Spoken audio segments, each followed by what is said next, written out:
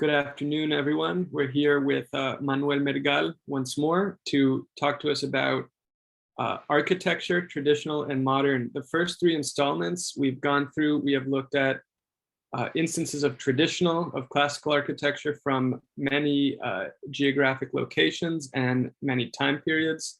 And today we'll be pivoting to look at a couple of examples of what we call modern architecture, and we'll be dipping into a discussion of what, despite all the differences of the previous examples we've seen, what makes classical architecture, traditional architecture like each other, and what makes modern architecture different from these other examples. So Manuel, happy to be conversing with you once more. Great, thank you. Thank you, Eduardo. Let me start immediately because we have a lot to cover here. The last time that we did this number 3 in this series, we're number 4 today. We talked about Katsura. And Katsura was started in 1615 through 1654. And we talked about Monticello, almost a little over a century after Katsura, 1794, a century and a half, to 1809. It took to build Monticello by Thomas Jefferson. Today, we're going to Germany, essentially, and France, around the time of the World War I. And we need to remember that in defense of modernist architecture, which typically I would not, but I will, because this time was very difficult for the world, as we all know. And it kind of sort of, what is happening today in Ukraine brings those times to memory. People had gone through the Industrial Revolution. There was a lot of there were a lot of cities that needed to be rebuilt fast. Workers needed to be housed fast and transported fast from the places that they live to the places that they worked. Industry, they needed for industry to take over so that cities could begin to produce more. Now, and remember that at Katsura was about a way of living humbly, quote unquote, even though you're a prince, but living humbly, and about Zen, a way of life. So Katsura is a cultural thing, right? And there's no need to house workers when you're looking at that building, right? Monticello is also about a way of life, albeit from the point of view of someone who is influenced by the Age of Enlightenment and classicism. Now, I'm going to give a background of the Bauhaus in 2 installments, so to speak, because there were 2 main tendencies in Bauhaus. One was the Nietzschean will to form. That means that architects wanted to build something different because you can, because you wanted to express your creativity, because it was a cool thing to do, because they wanted to express the materials of the industrial age in ways that had not been done before. So that's the Nietzschean will to form, and I'm going to talk about that a little bit vis-a-vis Bauhaus. There was another Bauhaus tendency, which is equally valid, which was more from the point of view of building typologies. In other words, a church looks like a church. A house looks like a house. A public government building looks like a public government building, and a farm looks like a farm. Those are typologies. You recognize those buildings as part of a typology of a tradition of architecture through the ages. And of course, they were having a tough time bringing that to today, to today, 1914, because there were new uses that were happening because of the Industrial Revolution. So this slide that you have here shows that this guy, this architect called Bruno Taut, was already thinking about Katsura when he wrote about Katsura in 1936. Now, Bruno Taut uh, came up with this glass pavilion. My old professor at Columbia used to call it a phantasmagorical glass pavilion. When he was part of the member of the Deutsche Werkbund. The Deutsche Werkbund is the precursor of Bauhaus. Bauhaus was a school of architecture, but it was also a building. So we're going to be looking at the phenomenon of Bauhaus as a school of architecture, and we're going to be looking at the building as well. Okay, so Bruno Taut designed and got this pavilion built in 1914. And he was, this building exemplified the vision of a poet called Paul Scheerbart, who was very influential at the time. And he said, and I'm going to quote, "In order to raise our culture to a higher level, we are forced." They use words like this: forced, you have no choice but to accept this. Okay, they were very in your face about this, unlike today. So they said, in order to raise our culture to a higher level, we are forced to change our architecture, to free our rooms of their enclosed character by introducing glass architecture, which admits light through as many walls as feasible. These consist of entirely of glass, of colored glass. Okay. Another architect, Adolf Benny or Ben, in 1918 said, "It is not crazy caprice of a poet that glass architecture will bring a new culture. It is fact. New social welfare organizations, hospitals, inventions, or technical innovations and improvements, these will not bring a new culture, but glass architecture will." Okay, this is how they thought at the time. Now, interestingly enough, compare this glass pavilion to what Norman Foster built in London in 2004, called, we know this building as the Gherkin building for its exterior shape. It has colored glass. It is all glass.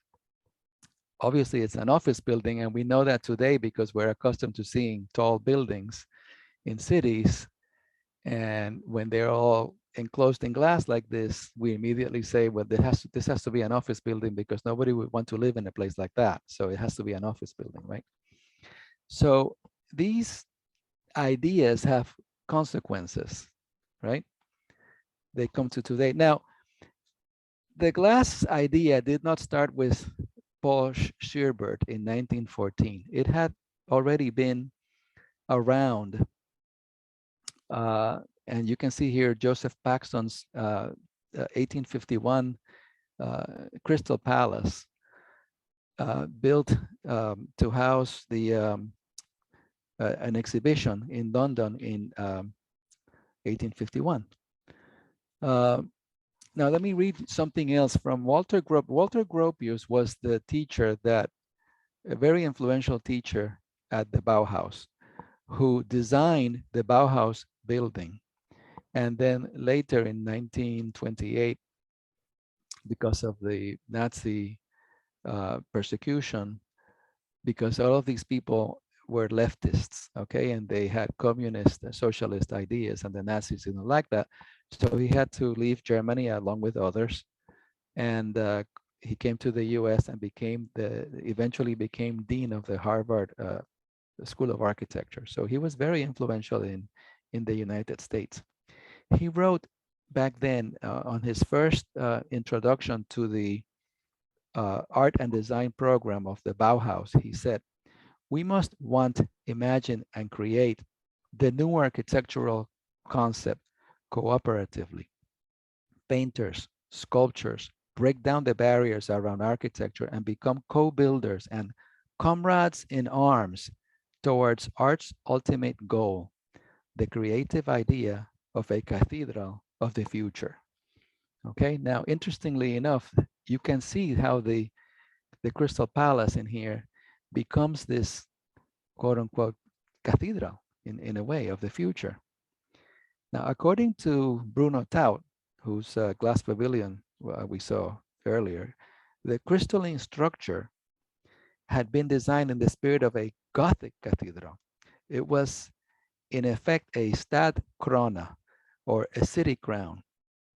That pyramidal form, which is the universal paradigm, he calls it, of all religious building, which together with the faith it would inspire, was an essential urban element for the restructuring of society. They keep talking about the restructuring of society, of a new society, of a new religion, if you will. Now, Paxton's Crystal Palace was built in Hyde Park in London, and it's a precursor of these ideas. You can see an interior shot of this. You can see the scale, the vast scale of this. Look at the people at the bottom of this slide. So these ideas of building with glass had been around for more than half a century before before Bruno Taut took this and turned it around and made it into something new. Here's an exhibit happening at the Crystal Palace. Now, in Paris in 1897, there was another building called the Grand Palais, which was built for the 1900 Exposition Universelle. So apparently these pavilions were built tended to be built for universal expositions all over the place. As an aside, when I lived in Paris during my 4th year of architecture, this was the place where I went to school every day while I was living there. So it was pretty neat. So what's the difference between the Grand Palais and what Bruno Taut and the Crystal Palace was doing? Well, the Grand Palais is more eminently part of the city. It's woven into the fabric of Paris. In fact, one of the aims of the Grand Palais was to link the Grand Palais, to the Petit Palais across the street, to the Pont Alexandre III, which is right part of this complex, and then link all of that to the Champs-Élysées and the Hotel des Invalides across the Seine. So you're basically linking through what is in French called a promenade architecturale. In other words, you're walking from one place to the other and through these buildings and monuments that, while belonging to the city, are also independent monuments in and of themselves. But they have street walls, like you see here in this building, the Grand Palais. And you're essentially connecting the Hotel des Invalides across the Seine to the Champs-Élysées on the other side of the Seine, right? So they had an urban component that, to some degree, not completely, but to some degree, Bauhaus lacked. And I say to some degree because enter Ludwig Hilbersheimer. So Bauhaus did have an idea for the city, but it was based on workers' housing. Okay, how am I doing for time? Oops, I'm sorry, I'm running late here. I'm gonna have to speed it up. So Bauhaus' idea for developing cities was workers' housings, getting the most amount of workers to live in a logical, rational way linked to a metropolitan transportation network. Okay. And then he had this other project called the high-rise city. And you can see here, this is a socialist conception of the city.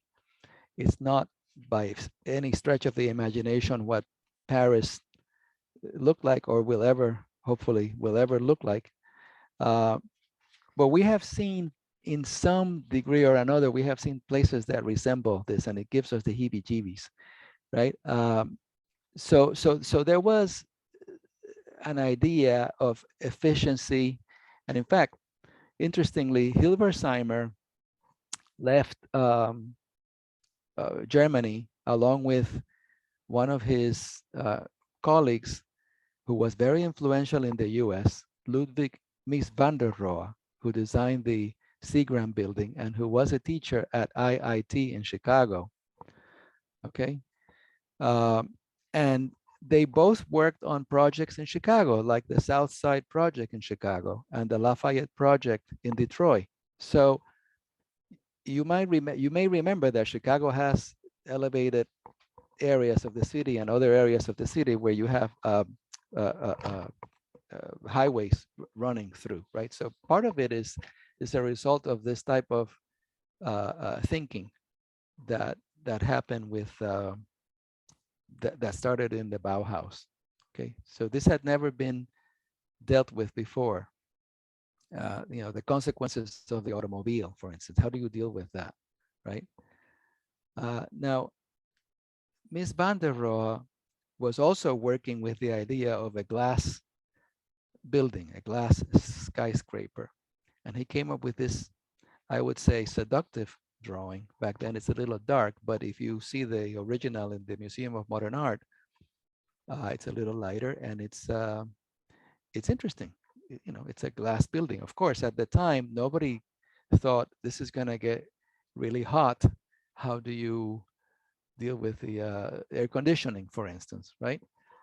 They were thinking about the crown of the city, the cathedral for commerce, the cathedral for business in glass, a new creation, a new building, unseen until then.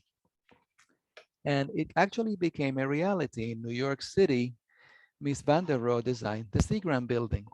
Now, the Seagram building became, it actually changed the zoning, the 1961 zoning changed partially because of this building, because what happens is that the zoning now allows taller buildings when they create a plaza in front of them, which is exactly what you see on this photo. So Park Avenue, up until then, all the buildings were on the street line, which is what you want for buildings because it animates the street. When you set, we now know with the perspective of time that this idea that is shown here in the Seagram building from an urban point of view is not, perhaps it's not the best idea, even though we have repeated it ad infinitum, and even though it is still part of the New York City zoning code, albeit with some changes today.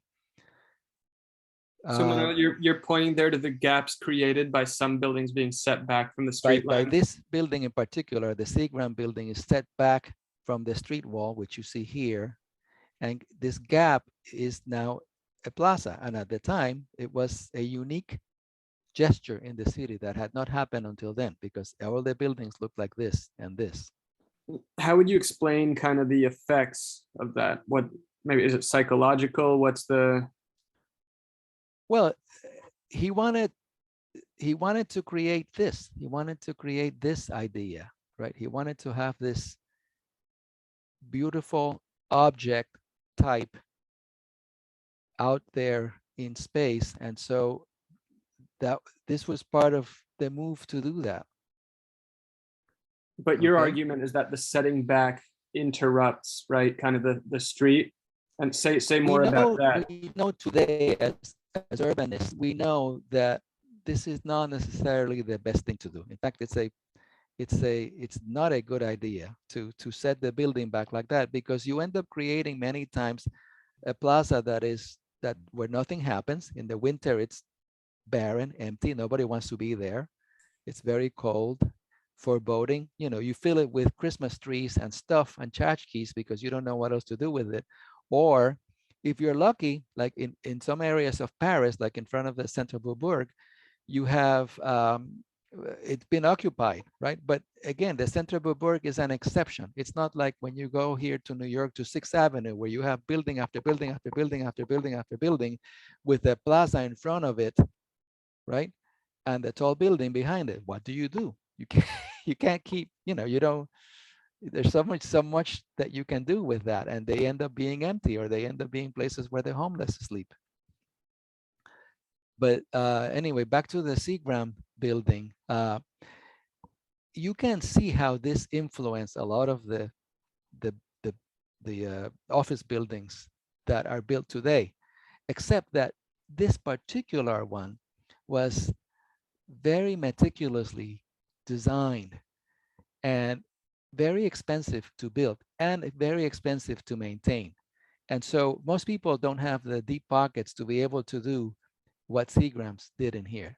If you notice this corner, this is called a Mesian corner, where you have the glass facade on one side and the glass facade on the other, almost in front of what seems to be the column of the building at the corner. We will see this idea comes directly from the Bauhaus building. It's like taken from the Bauhaus and placed in here into this office building, okay? You see that corner expressed in here all the way up. You see the relationship between the horizontals and the verticals. It's a very, it's an abstraction. It's an abstract idea, which is what Bauhaus was also dealing with. But it's a very exquisitely designed place. These I-beams, they're called I-beams, are made out of bronze, not steel, but bronze. So they're very expensive. And when you clean the glass of this building, you have to also wax these bronze beams. You wax them, I think it's once or twice a year. So somebody is spending a lot of money to keep this building looking nice, which is not what most people do with similar office buildings. So the Seagram building, even though it's a paradigmatic building in today's culture, it's really an exception to the rule. Okay. Now, Bauhaus Introduction Part 2, the typology idea. Peter Behrens was started, he was an artist, and nobody knows exactly how he became an architect, but he had a very good graphic sense. In fact, he designed the logo for AEG. AEG was in this case, this is the AEG turbine factory, but they did other machines for everyday living also. Like, I think they did washers and dryers and other things. AEG was a typical brand, like General Electric here in the US. And this building looks like a typical farm building, but blown up to gargantuan proportions, okay?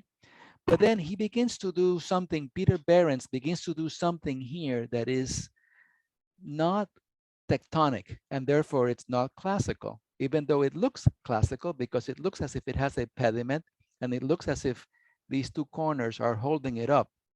When you look again and you see that these corners are battered, and when you get to the top, it looks like this big shadow is happening in here. So it looks as if this pediment, which segmented arch pediment, is kind of floating out there. And the only thing that is holding it up is glass, which we know glass can't hold anything because it breaks, right? So this is consciously subverting the idea of classical architecture. And that's part of what Bauhaus is doing, is they're trying to invent a new way, a new system. And so they're rejecting, basically they're throwing out the baby with the bathwater. They're rejecting the old religion. They're rejecting what came before. And they are making sure, taking great pains to make sure that we get that point across. In fact, these supports that you see here, normally if this was a classical building, you would have, the column would have a capital, which is some type of, it performs the function of some type of cushion or transition between the beam and the column. It's not there. The column would be, when it reaches the plinth at the bottom, it would have also some type of base so that there's a transition so that the forces are transmitted directly to the ground. Well, that transition is not there. In fact, there seems to be a gap. You see these lines that are in shadow. Okay, so those shadows are like a gap in the masonry. So it's almost like this building is floating on air in some way. It's solid, but at the same time, it's not solid, right? It's very anti-classical. Well, and here we come to finally to Walter Gropius, the designer of the building that we're going to look into, Bauhaus. Walter Gropius did this fagus Works factory. They were a shoemaking factory, and he took the idea of Peter Behrens, and he exploded. He just went all out with it. So much so that the corners now, instead of being masonry, are glass, and the panels, the glass panels in here, look almost like they're applied to the facade, similar to what you just saw before in the Seagram building. But this was done in 1913. Okay. Now, both Bruno Taut, who had done this, studied Katsura, and Gropius wrote books about Katsura. In fact, Gropius wrote a book only on Katsura called Katsura Tradition and Creation in Japanese Architecture in 1960. So what I wanted to say about that is, was Gropius looking at Katsura before? In other words, is Katsura the reason why some of his buildings look the way they do? Is Katsura the reason why the Fagus factory looks the way it does? I don't think so, but I do think, and in fact, Gropius does say, in fact, let me read you something that he wrote. He wrote a letter. Gropius wrote a letter to Le Corbusier, and it is so telling. Let me see if I can find it.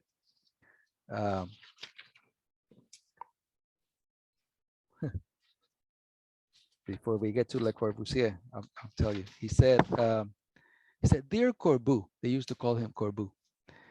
Corbusier was a French architect who did the next building that we're going to look at, Villa Savoy. And he said, "Dear Corbu, everything we have fought for," notice that he uses the word fight, "fought for is paralleled in ancient Japanese culture. Japanese houses are the best and most modern examples that I know of, and they really are prefabricated." Okay, so there was something simpatico about Katsura, that when they found it, when they discovered it, they went, "Oh my God, somebody out there in the history of architecture has been doing something like what we want to do here." But the problem, as I see it, is that they were looking at Katsura from a graphic point of view, because these are artists also.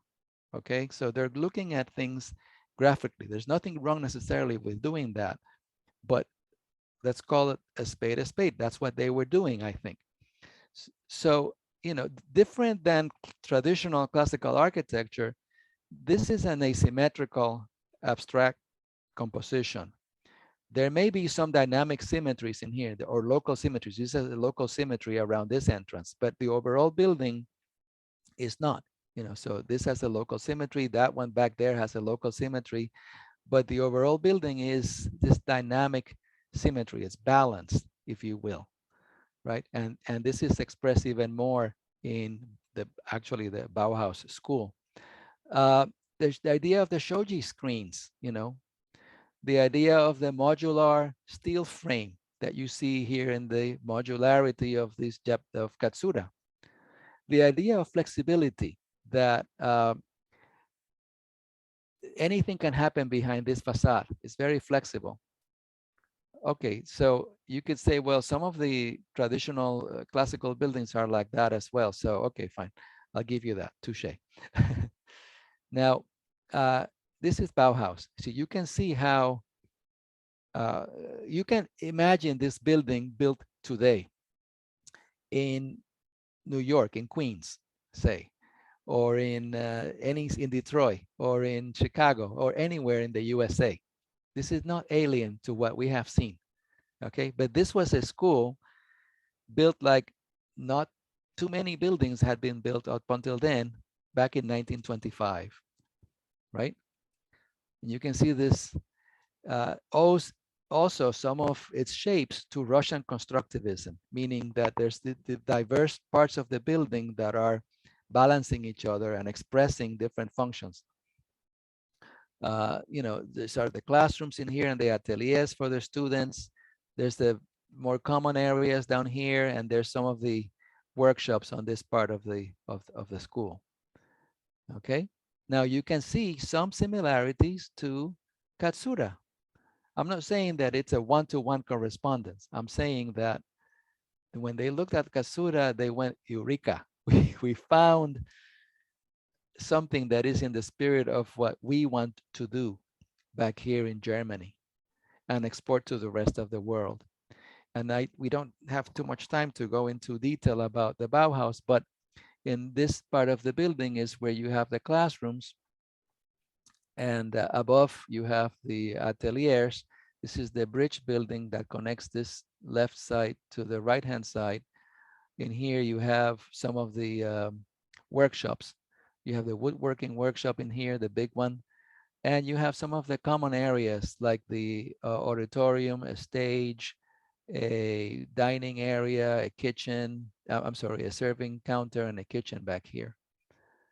And you see this new way of expressing, drawing the architecture, which up until then, people did not draw architecture in an axonometric. This is more like a machine, like drawing instructions on how to put a plumbing fixture together, or an air conditioning machine, how to put it together so that you understand that this is attached to that and this goes under this, etc., right? So even in the way that they drew buildings, they drew them differently from the École des Beaux-Arts, which was the counterpart to the Bauhaus. So there's two ways of teaching architecture traditionally, and the two ways are Bauhaus, which is what most of the schools became in the US, and the École des Beaux-Arts methods, which I think the only school that uses that method is Notre Dame today, actually.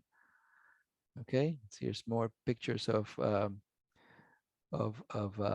Bauhaus. And the reason I'm showing this is to illustrate how prevalent this way of building is today, but it wasn't, right? And it's very different, and it has very specific roots and reasons why this type of building happened with Bauhaus, which we haven't really had the time to explore because we need to move on to the next person. But let me just finish with Bauhaus by saying that in 1981, Tom Wolfe, who was a very good writer and social critic at the time, wrote a critical book about Bauhaus in which he ridiculed it on the basis of being an ideology that got in the way of common sense. And that may be part of the answer to the question that you were asking before about religion. To some degree, so many times in the history of the world, we have, again, to continue using the same phrase, thrown away the baby with the bath water, like we did in the French Revolution. Say so, we throw away common sense. Because we are incensed about something that happened that we don't like, right? The book also criticized postmodernism, by the way. So he was an equal opportunity critic, not just modernism, but he also criticized postmodernism. Now, I already mentioned that Corbu was a friend of Walter Gropius. Corbu was born in La Chaux-de-Fonds, so he was Swiss. But in 1910, he was sent to Germany by the art school of La Chaux-de-Fonds to study the state of decorative art. And there he spent 5 months in the office of Peter Behrens, the designer of the AEG factory, which we saw before. And he also met Mies van der Rohe, the designer of the Seagram building, which we saw before. In 1923, he wrote a book called Vers une architecture, towards a new architecture, is translated the English version. And part of what he was talking about was the imagery of the ship, the airplane, and the automobile. These were seen as object types, or of Corbu would have said objet type, whose forms had already become refined in response to engineering empirical requirements, right? So Corbu articulated this duality Corbusier's mind always worked in duality. So he said, one, part of the duality, the imperative, he uses the word imperative, need to satisfy functional requirements through empirical form, and two, the impulse to use abstract elements to affect the senses and nourish the intellect. This was, I think this was probably under the influence of a painter called Amédée Osenfant, who was a friend of his, and who evolved this all-embracing machine aesthetic of purism, grounded in Neoplatonic philosophy. So there were some ideas that I, I think they were trying to be true to the time where they were building. You know, it's not necessarily that these people are bad people. I think they're just, part of what they're doing contains elements of truth in it. Okay. And in fact, it's interesting. He's using some of these images of ships in his architecture, in his own apartment. You'll see it later. But look at what he says in here. And I'm going to try, I haven't practiced French in ages, but I'm going to try to translate this a little bit. It says, to the architects, he's saying, I think he says, the value of a long hallway, uh, uh, the volume, he thinks of it as the volume being interesting, the unity of the material, the elegant ensemble of all the elements of construction. And he's talking about the unity that this poses, as opposed to, and in fact, in the next slide, he says, he's opposing this elegance, as he calls it, to the sad bazaar of ideas in our Occidental, in our civilization, in the Occident, he says, the tristesse monde de ce bazar d'Occident. Because at the time, we have to remember that, you know, England had just finished the Victorian era, and here in the US, we were still under some of that influence. And if you remember the interiors, they were very heavily decorated. So Corbu is trying to go against that, and he's using the ships that were built at the time. And in fact, if today you have a ship like this, you would think of it as being very elegant with the teak floors and the beautiful doors, et cetera, et cetera. So I think he was earnestly looking for a new expression in architecture. Now he was very good at publishing and proselytizing on his ideas. He wrote that book, Bursts on Architecture, and in 1926, he came up with these 5 points. It's like 5 points, guys. This is it. Architecture is going to change from now on because of these 5 points. Okay, buildings should have only columns, no walls. Why? Because you want to have a free plan. You don't want rooms, because rooms are constraining. You want a free plan so that you can, the space could be undifferentiated inside. You know, the kitchen flows into the dining room, flows into the living room. We've seen that before. We've seen that a lot. In New York, all apartments are like that nowadays. But at the time, no one had seen that. It was different.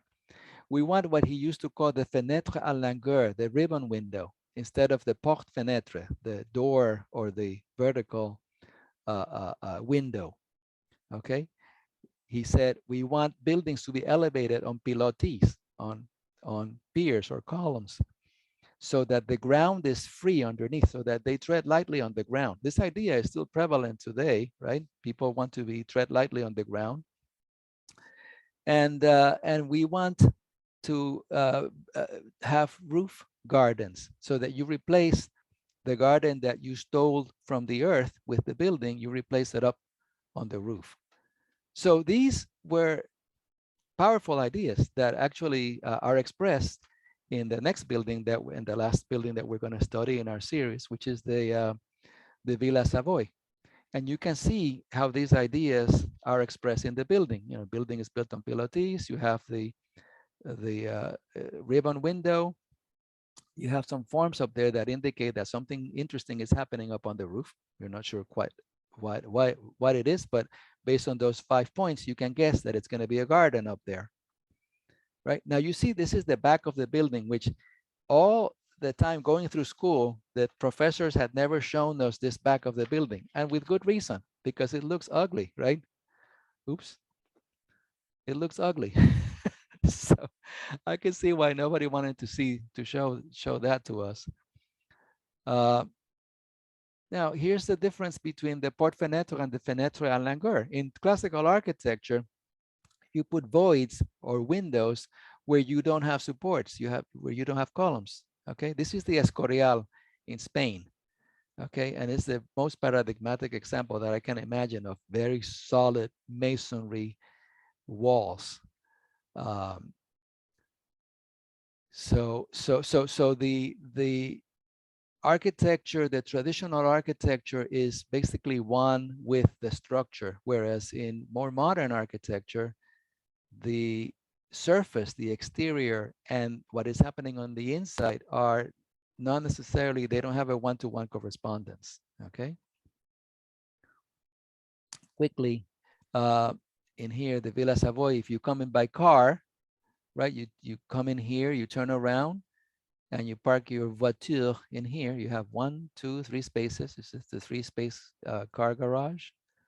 And then you take either a ramp, which this is actually a good idea.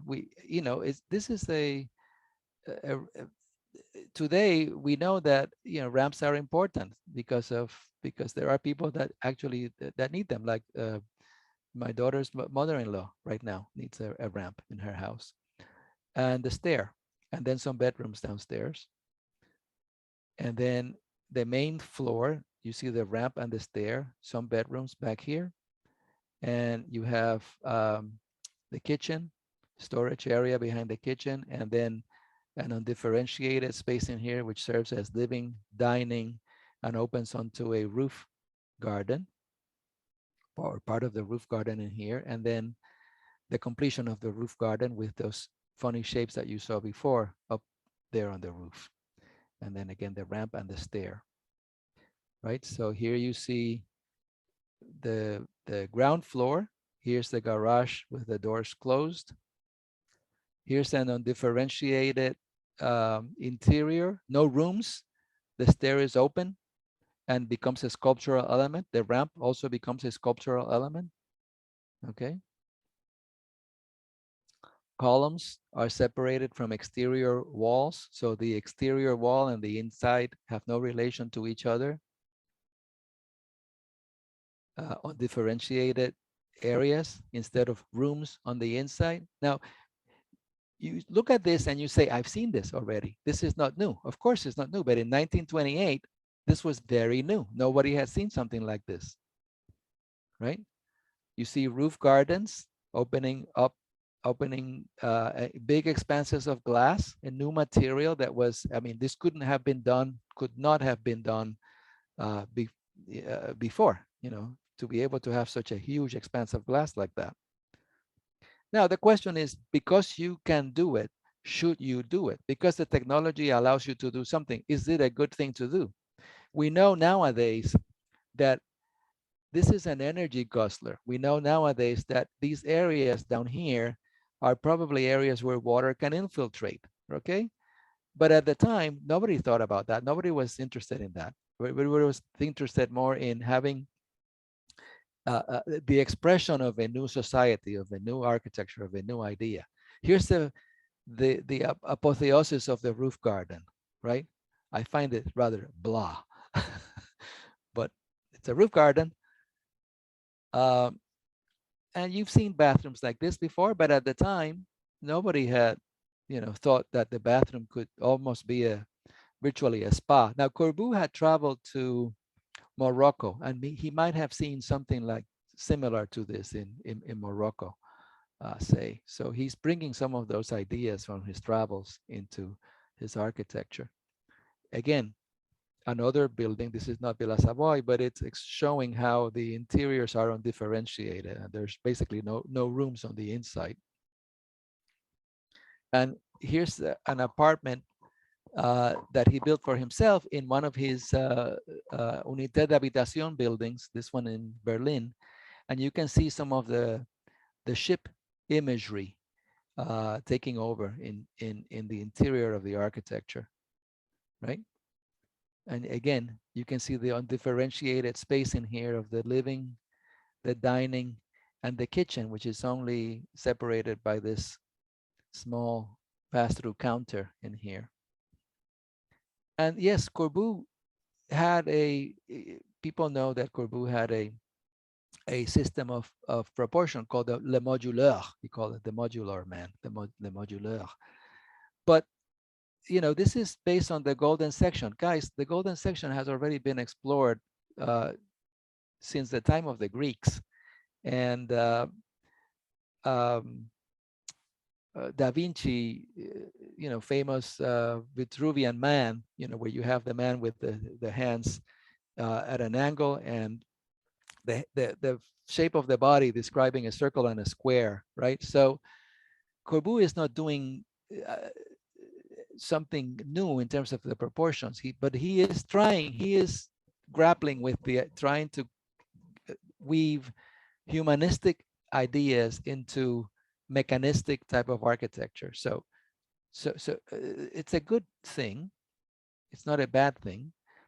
You can see here how there is some type of simpatico relationship between Katsura and Corbu's interior.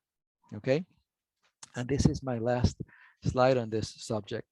And I just want to end by saying that as young architects, when we, in fact, most architects, when we go to school, this is the type of stuff that we're presented with, as if it was inevitable that we are where we are because of these developments. But let me tell you, people, it's not inevitable, okay? And in my older age, I have learned that there were many European and American architects who were not buying these leftist architectural ideas, if you will. I mean, I'm calling them leftist architectural ideas because that's what they themselves were calling themselves, okay? So I'm not being critical. I'm just using their own terminology, okay? So many European architects and American architects were not buying that. They were not interested in that.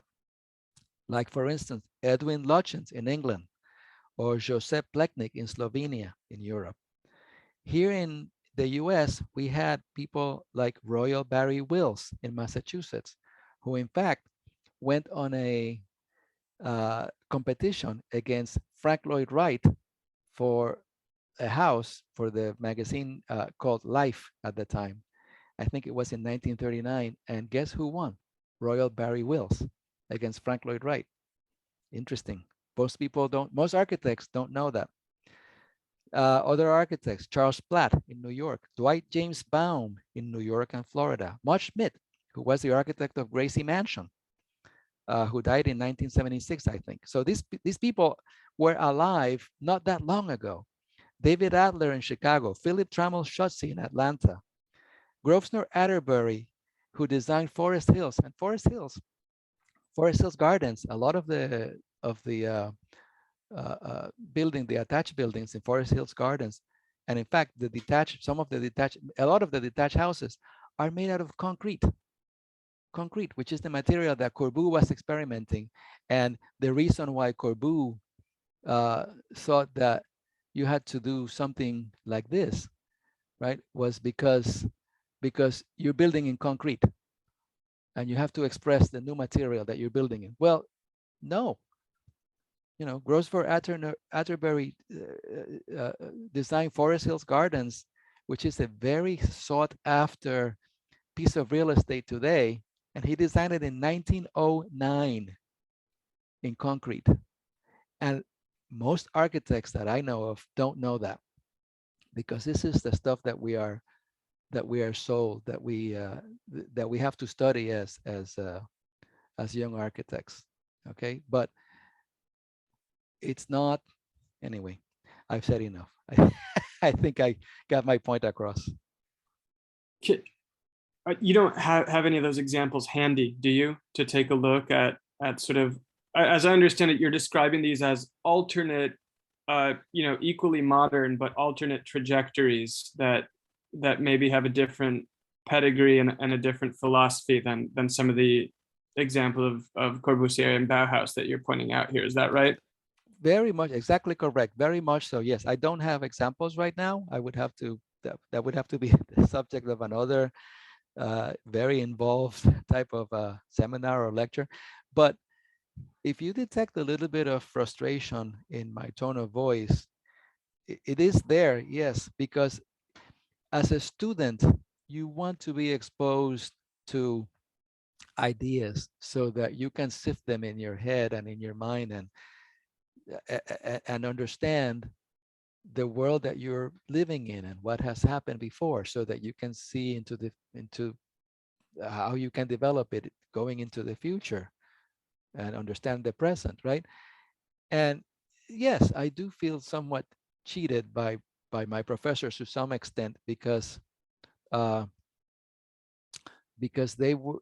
It feels that they were not completely uh, open about all of the stuff that was happening at the time, and they treated these other architects that I mentioned just a few minutes ago as if they were pariahs to some degree, as if they were not up with the times, as if they were only serving the interest of the bourgeois elite, uh, which is not necessarily true. Okay, because Groves, Groves, Grosvenor Atterbury, yes, he had very elite clients and very wealthy clients, but he also did Forest Hills Gardens, which was not, at the time when it was built, it was not meant to be a place for the very rich. Very cool. So, Well, a few things. First is, of all places that some of the, you mentioned some of the Bauhaus and Corbusier influenced things looking very familiar to us today. Of all places, I have to say that my experiences visiting family, spending time in Puerto Rico is a place where I feel I most relate, and maybe it's because of the weather, the open plan of the villa you showed. It has those elements of an open design, but there is a little bit in Corbu was experimenting with ways to make to produce houses en masse, factory made houses. We're still experimenting with that today, and how to construct buildings in concrete in the most efficient and fast way. Some of those ideas came over into the US, and people like the Levitt brothers who did Levittown here in the US ended up also developing a lot in Puerto Rico. And in fact, in Puerto Rico, there is a urbanización called Levittown as well. so, so yeah, I mean, it was part of that industrialization of the building process, if you will. and the other point I thought was worth exploring is, the Meiji era in Japan. It's sort of the period where Japan modernizes at breakneck speed, and there's something to, the little I've learned about it. You get this sense that Japan was very open to very quickly embracing modern, modern Western styles, along with the simply more technical and practical realities of modernization of industry and technology. And I wonder if there's something there that these guys caught on to in sort Yes. of the Japanese atmosphere. Yes, part of the reason why, thank you for reminding me of that. There's so much in here that, an hour doesn't really give us time to explore, but part of the reason why there was a confluence of events that happened. Japan finally opened to the West in the late 1800s. And so there was an influx of Europeans coming into Japan, like Bruno Taut. Bruno Taut, the guy that did the glass pavilion at the beginning of the lecture, he basically exiled himself to Japan in 1933, I think, and he lived there for I don't know how many years. Okay, so he was fascinated by the Japanese culture. And in Japan, a parallel school to the Bauhaus school was started by Japanese people that actually traveled in the opposite way and went to Germany and studied in the Bauhaus and became friends with their professors, and then came back to Japan and opened an architecture school that paralleled the methods of teaching that the Bauhaus was using, whereby you had different artists, as in one of the quotes that I said, you had sculptors, painters, graphic artists, and architects working together to solve design problems, so that as an architect, you're not just learning purely about architecture, like you would say in the École des Beaux-Arts system, but you're learning about industrial design. You're learning about the nature of materials. You're learning about how to deal with wood, with glass, with steel and chrome. And you're creating, as an architect, you may be creating a tea kettle, for instance, because you're dealing with design as a discipline that encompasses, it's sort of a visual graphic discipline. So it's two different conceptions of how to think about teaching and studying architecture. The prevalent one that we have inherited in the US is the Bauhaus system, as I said, except at the University of Notre Dame and other schools that are beginning to implement alternative systems. Yale, for instance, if you go to Yale and study architecture, you could maybe, at least in the 1990s, you could go to Yale and, depending on which classes you took, not get into the Bauhaus type of architecture system, but always be studying with professors that were more classically oriented, like my old boss, Jack Robertson, Leon Krier, and other architects that were teaching at Yale at the time.